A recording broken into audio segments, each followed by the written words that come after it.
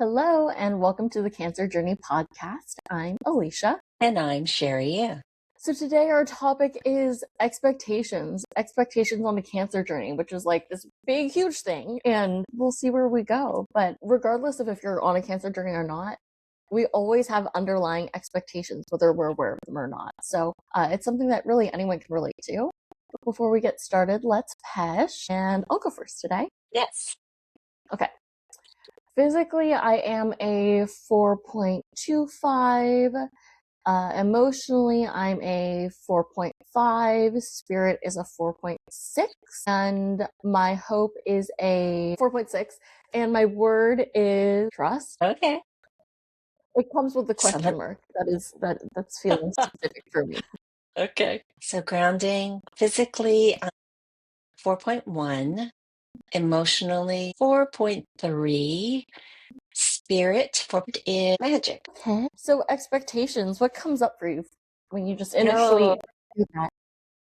Expectations. First and foremost, it's kind of like, okay, so what are my expectations? And it tends to be always like out there, like what's going to happen, what's going to come, what do I want, it's all out there. And I do have futuristic in my top 10, so that makes sense for me. But then immediately after that, I can feel it like, so what's the expectation of me? Whether I'm on a cancer journey or just what are my expectations for me today? And not to tie it into my to-do list, which that's easy to do. It's like, oh, I expect me to do X, Y, and Z. It's more like, how am I expecting myself to be in the world today? It's a much bigger question. And as I say it out loud, it kind of is provocative and a bit exciting because the truth is I have control over that. Yeah, absolutely. So I want to go back to like your first instinct with expectations and relating it to your strengths and how you're saying that you see it as possibilities because of your strength of futuristic, which has vision in your top 10. You also have positivity, so that absolutely makes sense.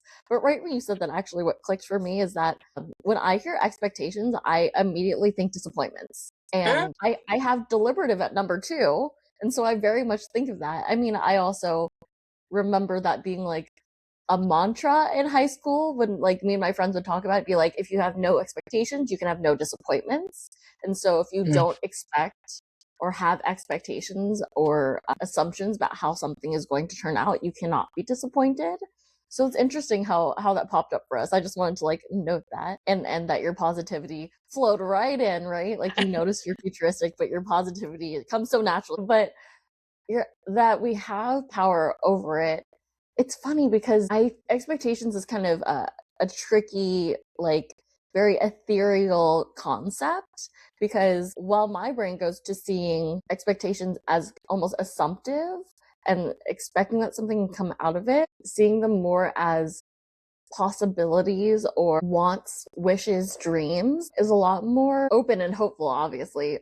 But it's so interesting to hold that concept of both, because I think that assumptions too, it's not just the negative side of expectations, and I don't think dreaming is just the positive side of it either, but it's this expansiveness of being like, I may want one particular thing, but regardless of what I want, to keep my expectation open and that it can come in many, many different ways. And I don't necessarily have control over always how exactly it lands, but I have control of even attaining that, period, is important. And I have control over how whatever the end result is, however I get to handle it. Yes. So, wow, so much. Okay.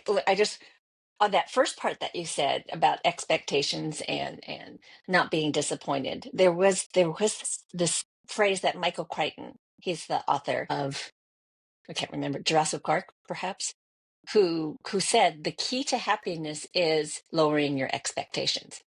And I kind of wanted to hold that because it's like, well, then that sounds like a fast line to happiness. But I am positive, so for me to lower expectations is not an easy task. So, like, okay, thank you, Michael. Now I'm going to stay with Shariann and do what feels right for me. So. That and one of the things that that I really don't like is disappointment. So how does that jive with my expectation being high and positive and then life happening the way life happened? What came up for me is form and function. Like we can have an expectation of something in a form, going to go on a trip to Costa Rica. And the expectation is that it's going to be warm, fun, tropical, regenerative. Great expectation. But what if it isn't?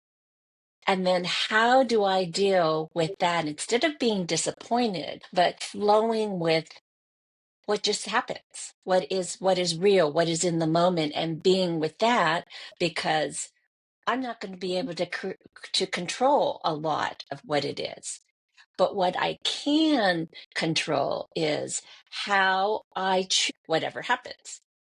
Whew. I mean, I even had to slow that down because it's a lot for my own self to grok or to understand and grab. What'd you get from that? I'm honestly like, this is a very real conversation. Like, we do not plan what we're gonna say in advance, and so like we get to really be here now. Expectations is actually, it feels really heavy, and it feels like something that's so much more concrete than it is, and it's really hard to describe. What I'm kind of getting though is that like we believe the best way, not we believe, and no one else has to like live necessarily by this, but to have a bigger idea of what the expectation is or what your expectations are instead of a narrow view of it. Because when you have one specific goal in mind, if you don't get that, you're bound to be disappointed.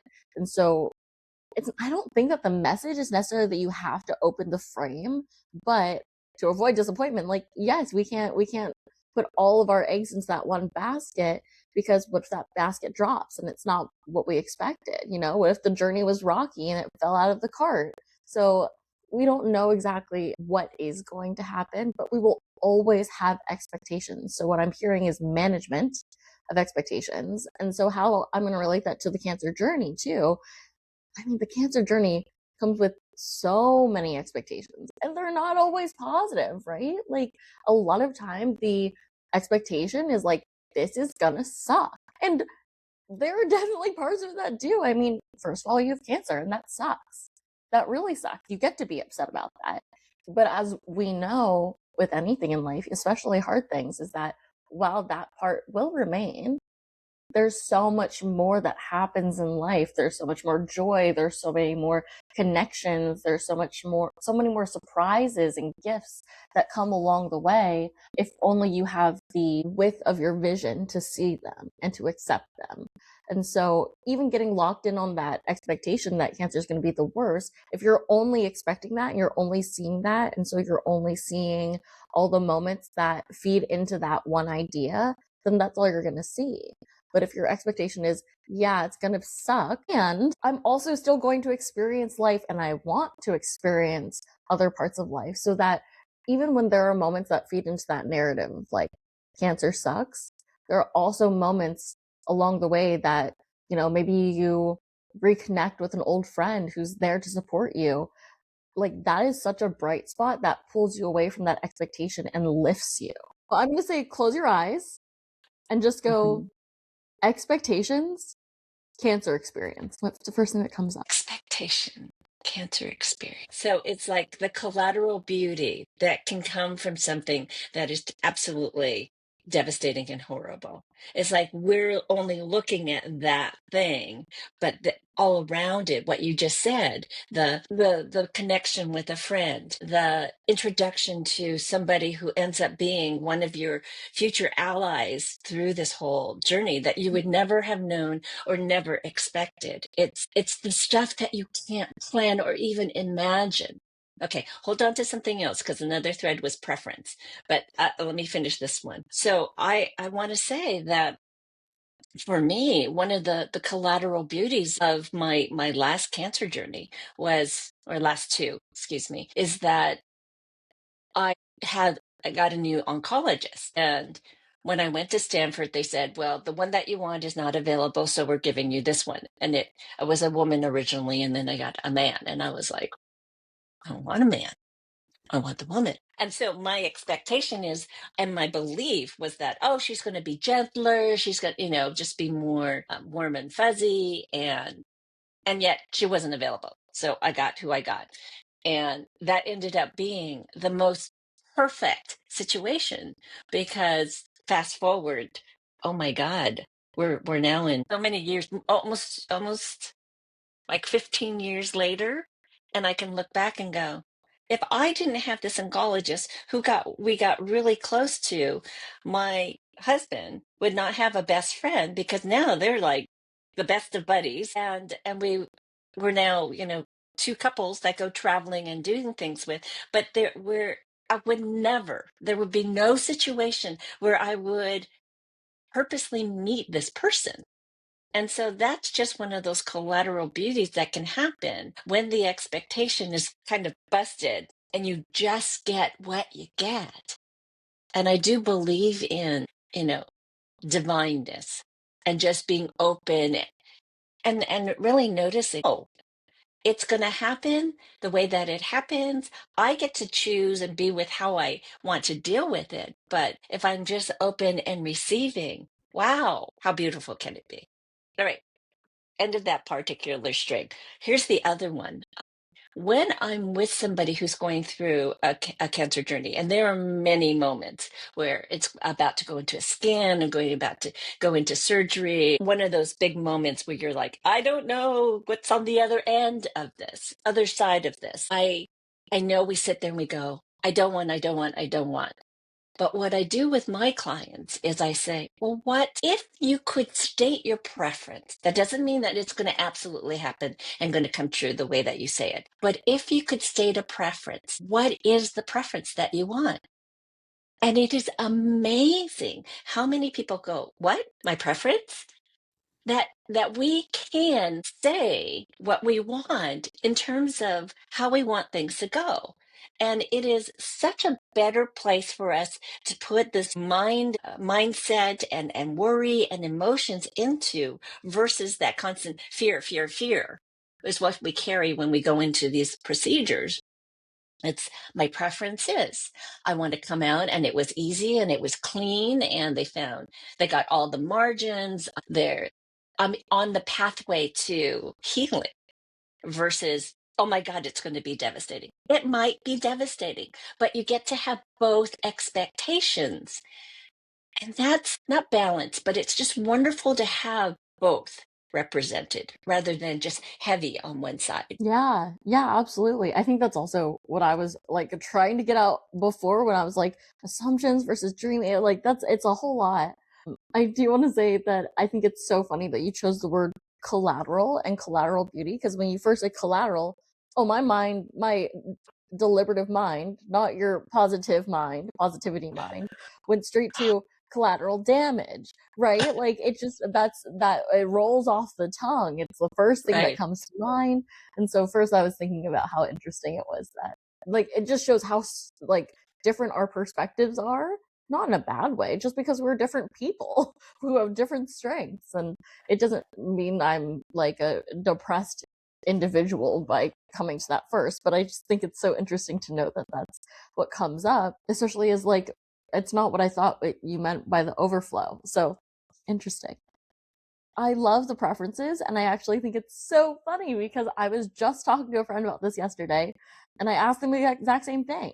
You know, they're not experiencing cancer right now, and they're not a client of mine, but they just are in a new life situation. And I asked them what they want, regardless of how they're going to get it. Like, don't even think about how it's going to happen. I just want to know what you want. And they're like, that's a hard question. I was like, take your time answering it. I'm just, I want to know because I deeply believe in manifesting. So, and manifesting the way that's like, it's not like I'm going to do a witchy spell and make it happen. More like, I can't expect what I want to occur if I'm not putting the energy or the narrative out there that I want that.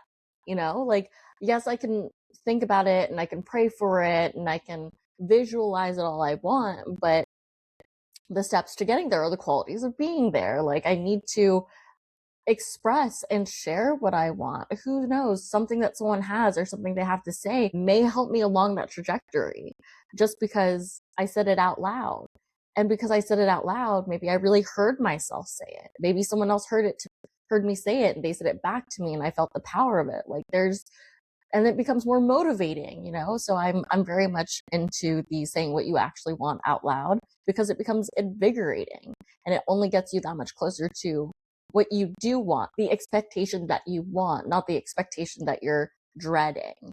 um and I think that's so important on a cancer journey too, because even though you can speak about all the things that are hard, to speak about something that you want in the future is really important, because you still have impact. You're still living, you're still alive, and you still have power. Regardless of how much time or how much energy you have, you still have power and influence on the people around you.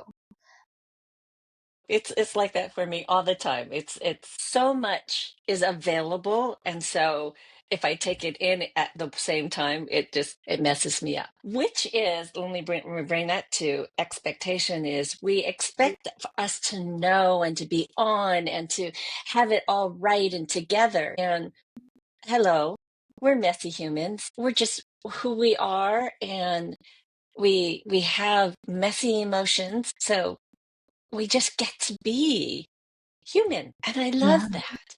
And the more we say it, it's like the more permission we give ourselves to be exactly who we are, which when we match that with expectations is, I don't expect myself to truly be something that I'm not. I've tried that. I'm well into my sixth chapter, dare I say, that it's like, do we still want to do massive pleasing people, or morphing to situations? And it's like, no, I did that. So the expectation for me now is, I'm going to be me, and if I create poop by being my messy human that I am, I will clean it up. I am responsible enough to do that. Yeah. And it doesn't devalue you at all by being able to say that. As we're talking about the expectations, I think a lot of the message is that management of them. I don't love the word managing when it comes to expectations, but it's like I honestly prefer a shift. So, as you're talking, right? It's like we have high expectations for ourselves. We expect ourselves to always be getting better in this body that, like, regardless of when you start, like when your life has started, you were just on a journey of decay. Like, that's just is that's how the body works. Like, the only thing inevitable is the end. So to have that expectation that you will only keep getting better and better and perfection and like all of this, really, it's not just high expectations, but it's like this unattainable future, right? When you're on a cancer journey, sometimes that expectation is, once this is over, I'm going to go back to normal. I'm going to continue on my path. This is just a blip. And now I'm heading right back up again. There are so many other directions than up. There are so many, and it doesn't just go like this. It goes all around in all different planes. Like, it can go anywhere. And so my personal choice is that instead of holding expectations, especially such high expectations, I would hold high standards. Yeah. Hold yourself to a standard and something that you feel is a goal and something you want to achieve, but don't set yourself up for failure in a way by expecting that you can get there just by wanting it. I feel like a standard is different in a way, because it is kind of a scale, and it is also a boundary, right? Like, the high standards for how people treat you, the high standards for what you want in your life. I think that is more achievable, at least in the way that I'm explaining it right now. I don't know that everyone will have the exact same definition, But when we have expectations of what's going to happen, that's when we fall into assumptions. And that's when we think that it's inevitable that this will happen. And therefore, actually, that falls really well into my word of trust question mark, because the expectations and assumptions almost have a questionable trust. Like, you start to trust that it's just going to happen, but you don't always make efforts toward it. You just expect that it's going to happen because you did the steps. It's like, I did it all. Why didn't I get it? Like, I survived cancer and now I'm on the other side. Like, why isn't life the same anymore? Because your expectation wasn't realistic. It was too high. It was too extreme, really. And so instead, to have a high standard of like, I want to live a healthy life, that standard is going to stand a lot stronger than my life is going to be healthy and I'm going to be X, Y, and Z just because I got through this cancer. You know, the journey of cancer isn't necessarily one to jump. There's such a lesson here to learn for yourself. Just because we see this all the time, but it's like one of the few times in life where you really get to matter to you and no one else really matters. It comes back to you. And so when you don't have that expectation of who you're supposed to be or who you should or any of that stuff, that's negative ego stuff right there. Then you get to live a more fulfilled life because you're living in the moment and you're not holding yourself accountable to things that you can't achieve right now and being fair to yourself. Yeah. Yeah.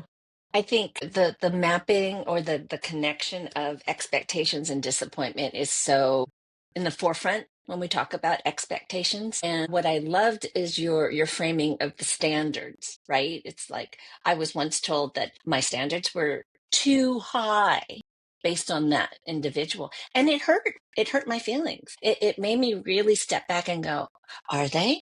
Should I lower my standards? And I really wrestled with that for a while. It felt a little shaming because it's like, well, who do you think you are? You have such high standards. But then it was, I hold a high standard for me. So the standard that I want to give to somebody else, or I want somebody to give to me, I would like it to be equal and match. And so this was about a relationship, so I guess that's where the match comes. But it's like, if I'm going to put this much effort into something and I'm partnering with someone, I want that too. So the expectation was, yeah, that you are going to meet me and we're going to be a team, versus you run everything and I'll just kind of follow. And that's not what I want. And so having that standard, having that expectation really worked for me and still does. I still see the potential in pretty much everyone. My challenge is not everybody wants to be that. And that's fine if it doesn't have to be we're intertwined. We're not in Right. that kind of a relationship. If I'm here and I'm just you're my friend, then please, you get to live out your life, and I want you to be the best that you can be, but that's my expectation. What's yours? And I'll honor that. And so there is having compassion and openness and understanding that everybody is where they are. This is starting to feel like a takeaway. Okay. So that back to disappointment, if I realize that I can really only control me, and when I'm disappointed, it's me. Not, I know a lot of it's like, oh, we don't want to disappoint others. But if my expectation is I'm going to go through cancer journey and it's going to be exactly like this and I'm going to get to this end, that's me. If I say, yes, this is what I want, my preference, and it can take a variety of paths, and this might look a little bit different than this. It might be like this. As long as I get the function that I want, I'm good. And I think it takes maturity, it takes understanding, it takes some self-worth work. That's my takeaway. And my PESH is physically 425, emotionally 44, spirit 46, and hope 47. My word is preference. So, a narrative that I hear a lot, wow, I've said narrative a lot today in social media, actually, and I'm sure it's like the algorithm feeding this to me because I obviously really like it, is it's not that your standards are too high, it's that they can't live up to them. And so it's really them shaming themselves, right? And that they don't feel worthy enough, but they put it on you as if it's your fault that your standards are so high and that you want so much. You and I both have maximizer in our top 10 strengths. I hear strengths so much in our conversation today that when someone asks us to lower it, it feels like we could take it one way, right? Like there's something wrong with us. Or the other way is, okay, well, you just can't live up to my high standard. And that's not me just because I have that high standard. So that's what comes up for me there. Takeaway. Kind of a hard takeaway just because it was such a free flowing conversation. I don't think that like I've landed anywhere specific with expectations. I think that managing your expectations is really important, and slowing down comes up immediately, right? Which we say over and over again, but like God, that is so hard to do, is to like slow down and be like, what's real for me right now, what matters. And it's kind of historical for each person, right? Like what has in your past that you don't want to live out again, don't want to recreate those situations for yourself and still live a full life without being avoidant. It's a very, very, very hard question about like how are you meant to manage your expectations. The recommendation will always be to hire a coach, and that way you can work with someone who's really hearing you without their own input, right? They're really taking what they hear from you and helping you get clearer about like, well, is this an expectation or is it a standard, and how can I navigate this? Because it's an ongoing journey. It's not like I put this pin down and that's my expectation and that's it. I mean, for some people it does feel that way, but life is so much more chaotic. There's so many more factors that go into it.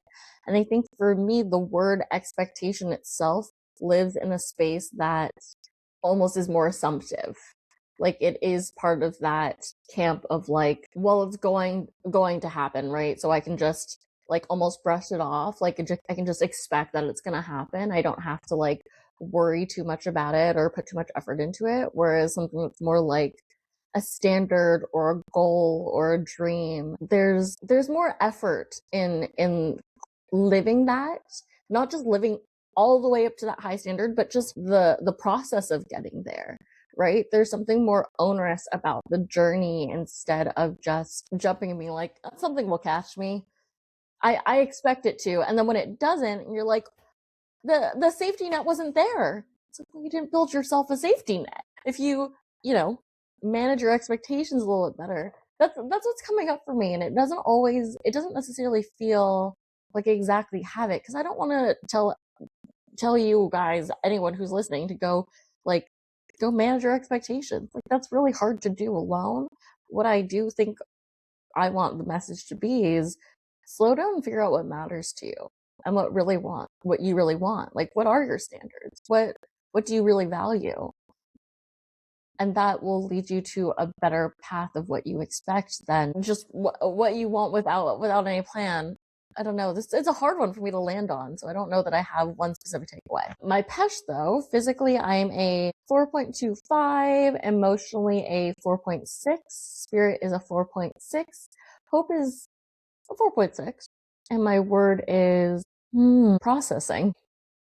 Well, thank you for tuning in with us to this conversation. I always love when they get to be organic and just real about what comes up for us in this moment. So thanks for joining us, and we'll see you next week. Have a lovely rest of your day. And remember, you're more powerful than you realize.